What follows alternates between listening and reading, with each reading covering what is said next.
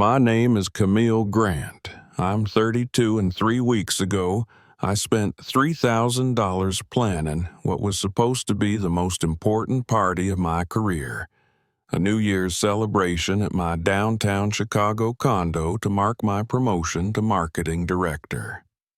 I had catering lined up from Talia's Tapas, a bartender booked who specialized in smoked cocktails, and a guest list of colleagues and clients who were finally going to see me not just as the diligent assistant who stayed late, but as their equal. It was going to be a turning point. I called my mom, practically bubbling with joy, ready to share the news and maybe, just maybe, hear some pride in her voice.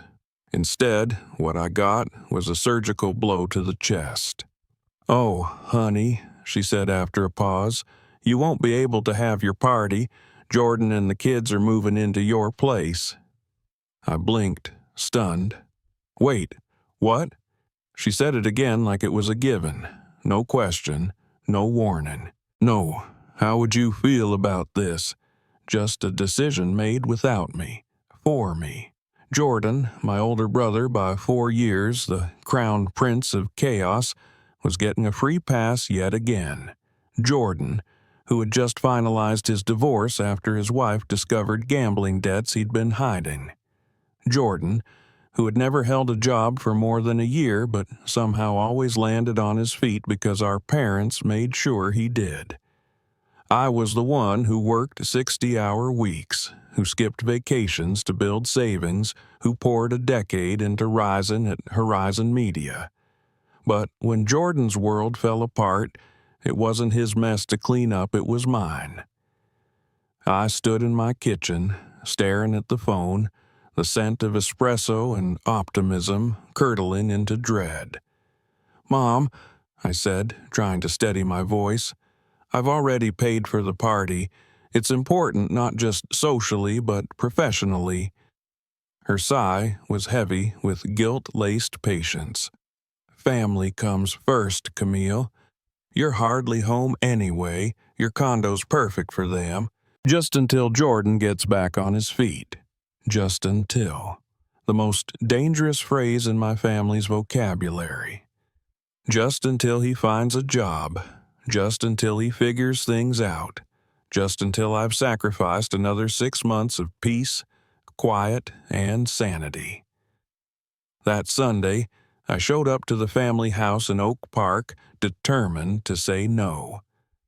The smell of Mom's pot roast was thick in the air, her classic manipulation move. Jordan was already there, red-rimmed eyes and a pathetic smile that I'd seen weaponized my whole life. "Hey, sis," he said, like I was his favorite person and not the newest pawn in his plan. Dinner was a play, each course designed to soften me. My dad asked about work, not because he cared, but because it filled space. Mom ladled second and third helpings onto Jordan's plate and murmured about how thin he looked. My younger sister, Lily, arrived late from Milwaukee and didn't even hug me, just nodded, like this whole charade was already a done deal. After the dishes were cleared, Mom sat us down in the living room. "Let's talk logistics," she said, as though this was a team project and not a total invasion. Jordan jumped in, his voice full of practiced remorse. "It's just temporary, Cam. 3 months tops. The boys can share your second bedroom. Emma can sleep on the pull-out couch." I blinked. "What about my home office?" "You can work at the dining table," he replied with a shrug. "You're always at work anyway." I turned to Mom. "This isn't fair. I've built a life, a career. I'm not a backup plan." She smiled tightly. "You're the responsible one, Camille. Jordan needs stability. The kids need a safe place." And there it was, the unspoken family rule. Because I was capable, I owed them everything. I was the emergency fund, the emotional mule, the reliable sister who would always bend because everyone else broke too easily. By the end of that meeting, I had somehow said yes. My no had been smothered by guilt and tears and the unrelenting chorus of family duty. I drove home feeling like I'd just signed away my identity. The day Jordan moved in was chaos. He brought more than a few suitcases. He brought a moving truck, boxes labeled gaming gear, college stuff, Emma's posters, and my personal favorite, random SHT. My pristine condo was swallowed by their noise, their crumbs, their chaos. I laid down rules. No one touches the office, quiet during work hours, clean up after yourselves. They nodded like puppets. By nightfall, toys littered the floor, the sink was overflowing, and Emma had commandeered my skincare products. The 7-year-old, Max, wiped chocolate-covered hands down my white curtains. When I politely asked him to stop, Jordan said I needed to chill. I tried. For the first week, I told myself it was an adjustment. By week 2, I was waking up to screaming matches, missing deadlines because my files had been moved, and finding crayon drawings on client printouts.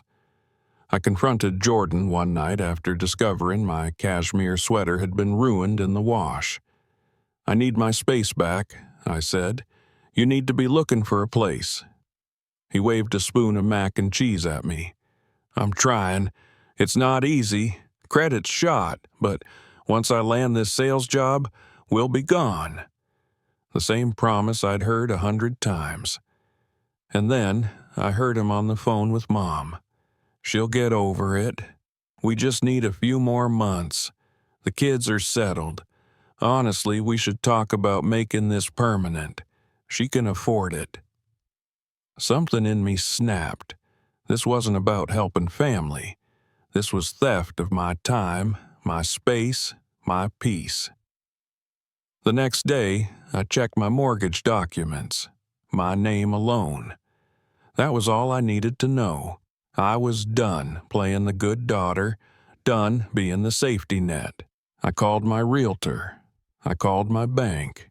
And I called my best friend Rachel. "I'm moving out," I told her, "and I'm selling the place."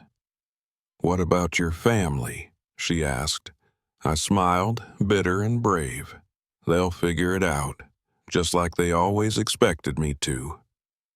The morning after I signed the lease on my new apartment in Lincoln Park, I woke with a strange mix of clarity and urgency pulsing through my veins. Jordan and the kids were spending the day with my parents, which meant I had a rare window of silence to take action without drama or interference.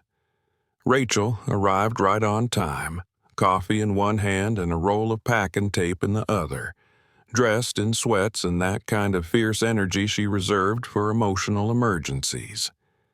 We didn't speak much at first, just moved through the condo like a well-oiled machine, wrapping my fragile items in bubble wrap, labeling boxes, carefully separating what I would take from what would stay behind. Every item felt like a decision.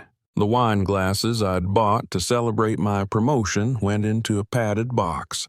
The art I'd collected from local galleries gone. The antique mirror from my grandmother's attic definitely coming with me. But the couch, the dining set, the coffee table Ethan's kids had already scratched, they could rot in place until escrow closed. I paused at my bookshelf, running fingers over the spines of novels and strategy books that had shaped me, wondering how many times Jordan had rolled his eyes at the sight of them. The condo was a war zone now, but it had once been mine, peaceful, curated, earned.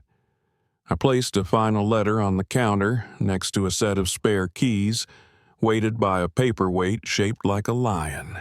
A symbol, I decided, for the courage it took to leave. Camille, age 32, finally choosing herself. As Rachel and I carried the last box downstairs, I felt something loosen inside me. Not relief yet, not exactly, but air fresh, unsmothered. The new apartment welcomed me with quiet and light.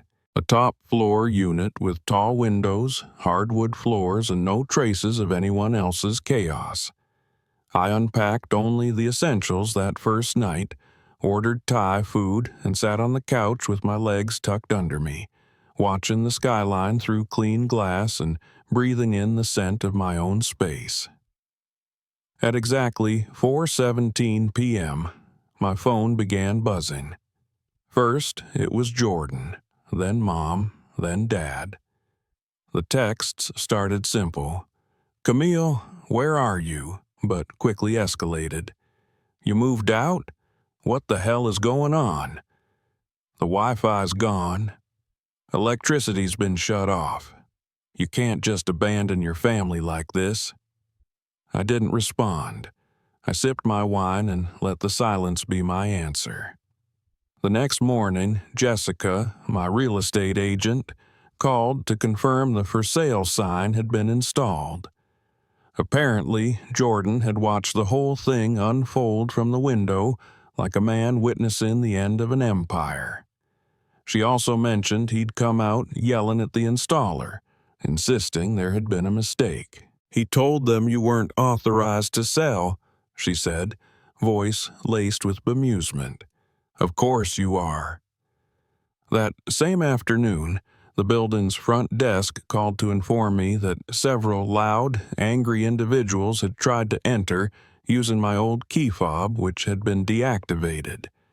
I imagined Jordan dragging the kids behind him, fuming as the security guard politely refused entry. My stomach twisted, but I reminded myself that pain doesn't always mean wrong. Sometimes it means breaking old patterns. The following week was chaos. My parents left me voicemails full of indignation and disappointment. Mom accused me of humiliating the family. Dad said I was making things harder than they needed to be. Jordan, of course, was the loudest. "You can't sell it," he shouted into my voicemail. "We live here now." It wasn't logic, it was entitlement dressed up as outrage. But the law was on my side, and my lawyer had already drafted the formal notice to vacate. Rachel was with me when I signed it. "Are you ready for the fallout?" she asked. "Let it fall," I replied. The letter was delivered via certified mail and email. Within hours, Jordan called my office 7 times. My assistant had to block his number.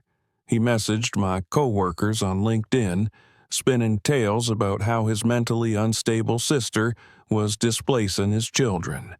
It was dramatic, manipulative, and utterly ineffective.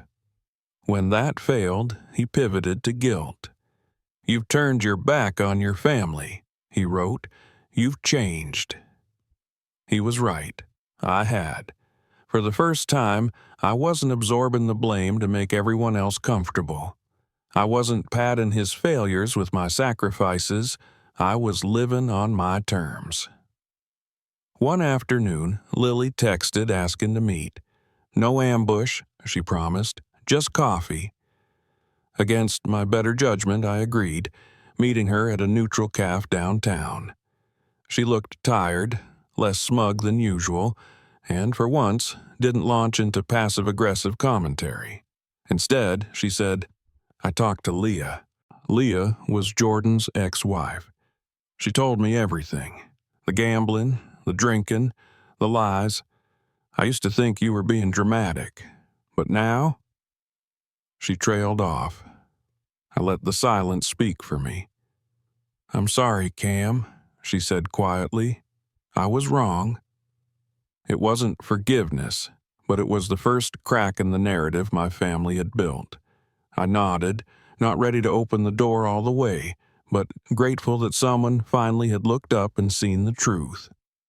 Meanwhile, offers for the condo started coming in.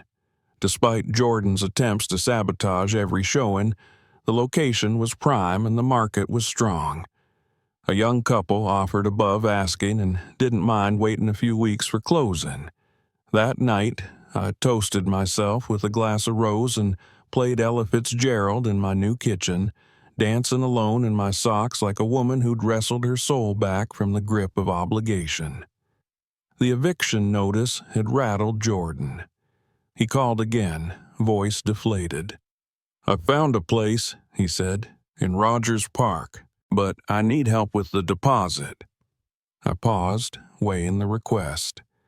"Send me the landlord's info," I said. "I'll pay them directly. One time. That's it." He grumbled, but didn't argue. Maybe he finally understood that the rules had changed. The deal wasn't family-enabling failure anymore. It was business. Boundaries. Non-negotiable. As the days ticked down toward closing, I began to feel lighter. Not elated, but calm, like someone who had walked through a storm and made it to shelter. Jessica called to confirm the sale date.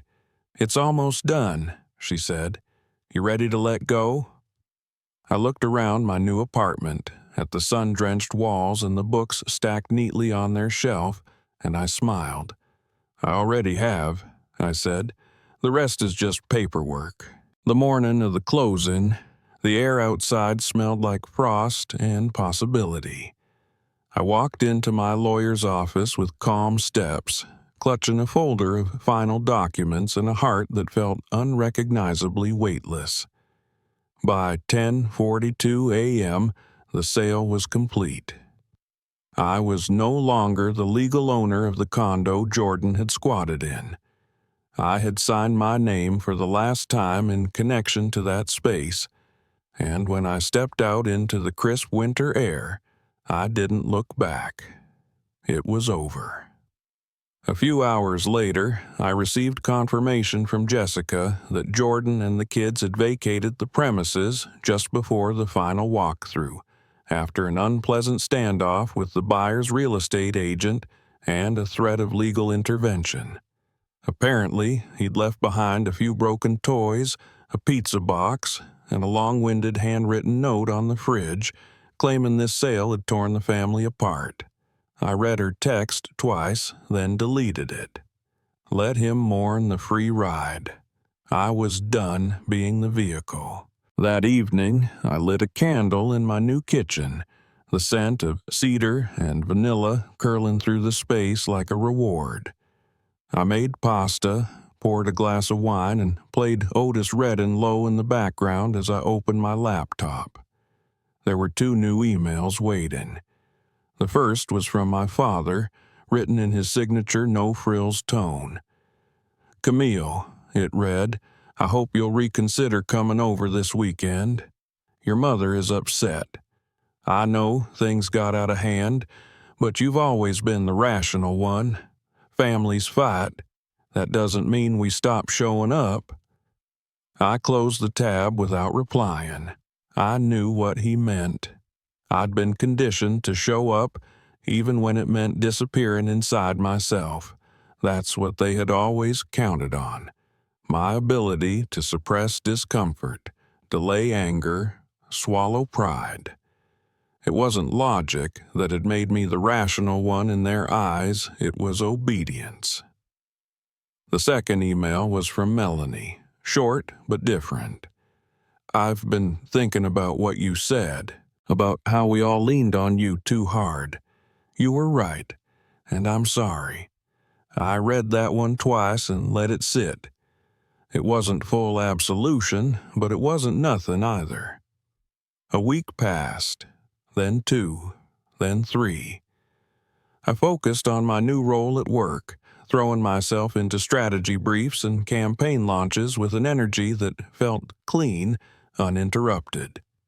For the first time, I wasn't managing emails from my mother or dodging guilt bombs from Jordan between Zoom meetings. My calendar was mine. My apartment stayed spotless, my mind uncluttered, and the impact was immediate. Clients noticed, colleagues commented. I wasn't just succeeding, I was thriving. One Thursday afternoon, while reviewing analytics for a new account, my supervisor popped into my office and asked if I had a minute. When I sat down across from her, she smiled. I've watched how you've handled the Tucker campaign and everything else you've touched since January. I think it's time we talk about what's next for you." 1 week later, I was named VP of Creative Strategy. The email announcement went out that morning. I had barely finished reading it when my phone buzzed. Rachel. "So," she said, "champagne tonight, or do we hold out for your TED Talk?" I laughed so loudly a few people looked up from their desks. Champagne now, TED Talk later. That evening, we toasted in my apartment, just the two of us. No chaos, no crying kids, no one rearranging my furniture or asking for a rent-free extension. Rachel clinked her glass against mine and said, "To boundaries." I replied, "To finally putting myself on the list." The next morning, I woke to a notification. A holiday photo from Jordan sent by email. It was a picture of the kids in front of a generic apartment building, holding mugs of cocoa and smiling like nothing had happened. No message, just the image and his name in the corner. I stared at it for a long time, not because I felt moved, but because it was the most honest communication we'd had in years. He was saying, in his own way, "We landed." I didn't reply, but I saved the photo in a folder called Closure. In early spring, I hosted a dinner party in my new townhouse, the first one in almost a year. Diana and Marcus came, bringing wine and stories from the office. Rachel arrived early, as always, helping plate the appetizers. Lily texted me that morning with a simple message, "I hope it goes well tonight." I didn't answer, but for once, I didn't feel the heat of resentment beneath my skin. The evening glowed. Music floated gently, candles flickered, laughter spilled like honey. This was what home was supposed to feel like. Warmth without obligation. Connection without sacrifice. Halfway through the night, I stepped away to the kitchen, just to breathe it all in. The scent of basil, the sound of happy voices, the clarity of silence where once chaos lived. I looked around at the space I'd created and knew without question I had rewritten the story. Not just the ending, but the entire narrative, and it was only just beginning. Summer came softly, drifting into the edges of May like a second chance wrapped in golden light. By then, my new townhouse had become more than a refuge. It had become home. The garden out back, though modest, bloomed with rosemary and lavender, little gifts I gave myself every morning as I sipped coffee barefoot on the patio. There were no toys underfoot, no shouted demands from people who had mistaken kindness for obligation.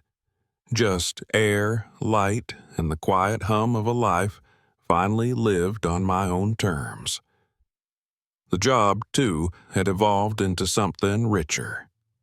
As VP of Creative Strategy, I led a team of 12, mentored junior associates, and traveled to New York and LA for client pitches.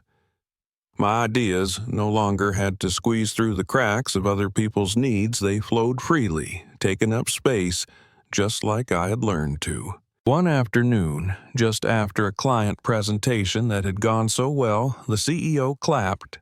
I found myself standing in the office elevator, looking at my reflection in the mirrored walls.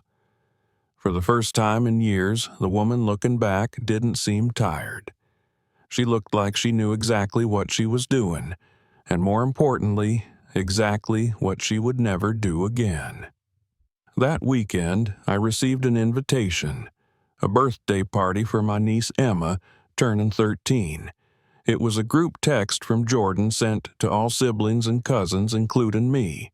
No note, no apology, just an expectation. I stared at the message for a long time, thumbs hovering. I wasn't angry, not anymore, but I had no intention of showing up just to preserve the illusion that things were fine. I replied simply, "I won't be attending, but please give Emma my best. I Venmo'd a gift card for a bookstore I knew she loved and left it at that. No drama, no guilt, just clarity. A few days later, Lily called. "I heard you declined Emma's party," she said. "Just wondering if you're planning on staying distant forever." I walked slowly toward the window, watching rain streak down the glass. "I'm not planning anything," I said, "but I'm also not planning to go back to who I was.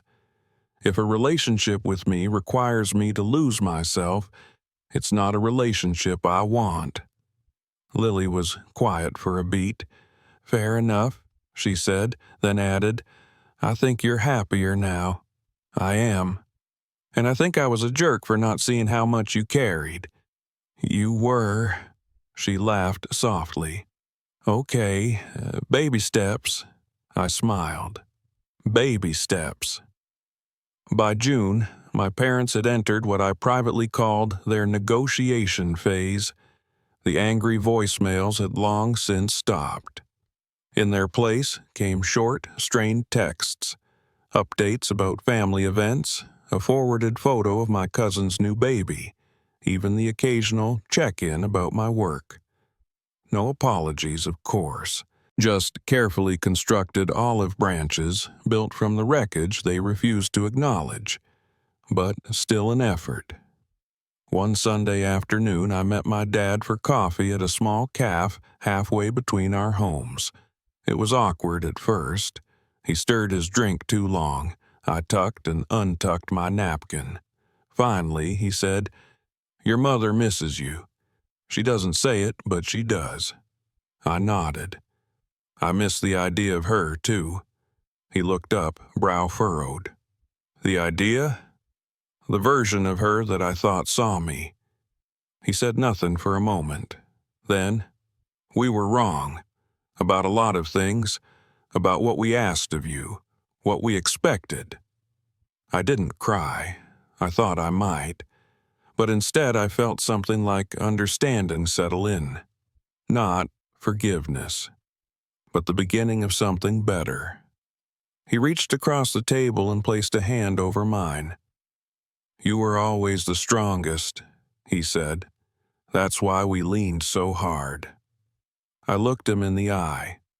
"That's not strength. That's silence. They're not the same." He nodded slowly. "You're right." When we stood to leave, I felt taller somehow. Not because I'd won anything, but because I'd stopped losing pieces of myself to maintain someone else's comfort. Back at home, I opened my laptop to find an email from a colleague titled simply, "You inspired me."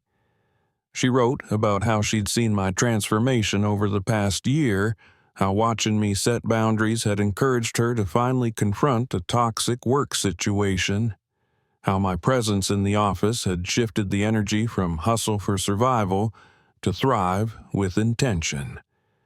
I read it twice, then closed my laptop and stepped into the garden. The air smelled like possibility. Lavender brushed my ankles. I took a deep breath and let it fill every part of me. At the end of July, I hosted my long-delayed New Year's party reimagined as a midsummer housewarming. The guest list was tight. Rachel, Diana, Marcus, a few new colleagues who'd become trusted allies. The catering came from a local fusion place I'd fallen in love with, and the wine flowed freely but respectfully. No red on cream rugs this time. Just laughter, warmth, and the feeling of being surrounded by people who showed up because they wanted to, not because they expected anything from me. Rachel arrived early with a gift, another brass door knocker, this one engraved with a quote. She remembered who she was, and the game changed. I laughed. "How many of these are you planning to give me?" She smirked. "One for every house you reclaim, one for every version of yourself you refuse to lose." Later that night, as the last guest trickled out, I stood alone in the glow of soft music and low candlelight, looking around at the space I'd built. It wasn't just a home, it was proof. Proof that I didn't need permission to protect my peace. That love without respect is not love, it's control.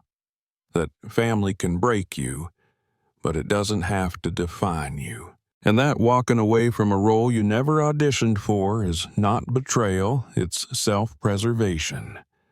I curled up on the couch, legs tucked beneath me, the sounds of the evening fading into memory.